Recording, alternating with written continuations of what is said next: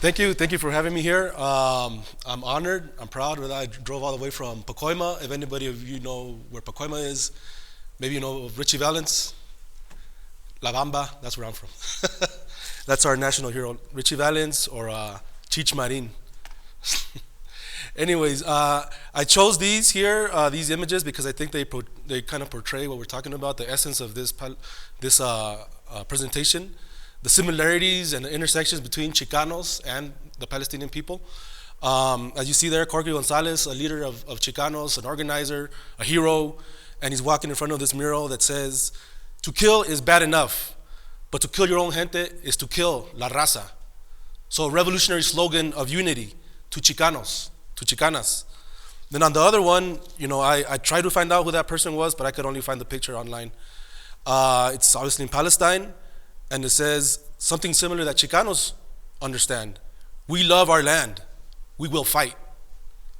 And I think both of these slogans, they're both murals, revolutionary murals or slogans in an area where occupied and colonized people live, and they're both giving that message of love. Love, that is what guides us. Love. Revolution is love. Love for your people. It's not hate. There's people we hate. We hate oppression. We hate, all these systems that destroy and all that. But we hate them because we love way more. I'm a father myself.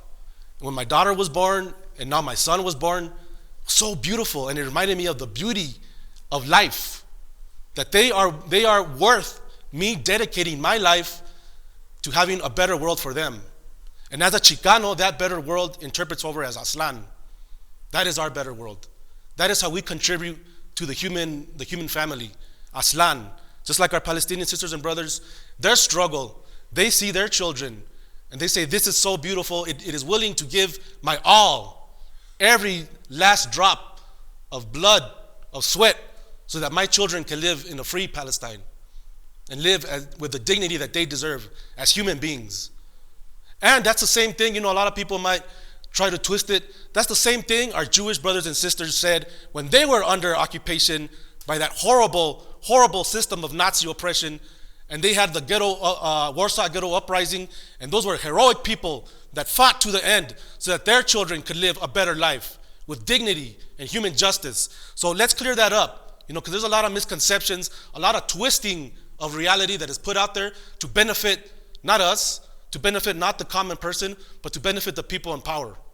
We need to clarify that. And a lot of this presentation is what I want to clarify, specifically being a Chicano, being indigenous, to clarify these misconceptions that you might even see on social media, maybe on campus, you hear some of it being said. We need to clarify that because, part of the challenge of us as colonized people, as oppressed people, is like Dr. Mireles was saying, colonization makes the colonized person doubt themselves. Can I really express myself? Am I even worthy of saying anything? Can I tell the world how I feel? Yes, you can. And you have the right to do that. And when we say we're Chicanos, we are saying we have the right to tell the world, this is how I see the world. It's not saying we feel any better or even any worse than anybody, but it's saying this is how we feel, this is how we view the world, this is our place in the world. We just want to be a part of humanity. That is it. Part of the nations, the brothers and sisters of the world. So with that, there's this, I think there's these two images kind of exemplified that. I made them kind of look like a postcard, not exactly, but from Aztlan to Palestine, like a postcard. So acknowledge and gracias. I'd like to thank Dr. Mireles, Dr. Jose Moreno, Dean Didi, all of you for having me here, ¿verdad? Flagstaff and the indigenous people of Flagstaff and La Raza of Flagstaff, the workers of Flagstaff for having me here. So to begin with, so I'm going to go into what I'm talking about, and then I think eventually you'll see why I'm even talking about this. We'll start off with Palestine. The Palestinian Liberation Organization was founded in June 2nd, 1964. The PLO is a front type of organization, which means it is composed of several organizations with similar ideologies and goals. The ideology of the PLO is composed of several organizations unified under the goal of the liberation of Palestine. And I think this is important because, one is to understand what we're seeing on the news. As the people of Palestine understand that they can do nothing if they are not organized. They have been organized. That's how they've been able to resist. It's not individual acts. They are organized, they have organizations, they have the goal of building a nation, of being a free nation, and that's the whole issue with the Zionists, that they don't want them to be an independent nation. Palestinian people know that. So I also would like people here to take some of these ideas that we're learning from them and kind of see how they fit into our struggle as Chicanos and indigenous people, what we can learn from them. So that's their goal. They have those goals. They're explicitly said in all their paperwork and their statements. This here is Article 1 from the Palestinian National Charter, which is the founding document of the PLO, and it's like a Palestinian Declaration of Independence, and it reads, Palestine is the homeland of the Arab Palestinian people.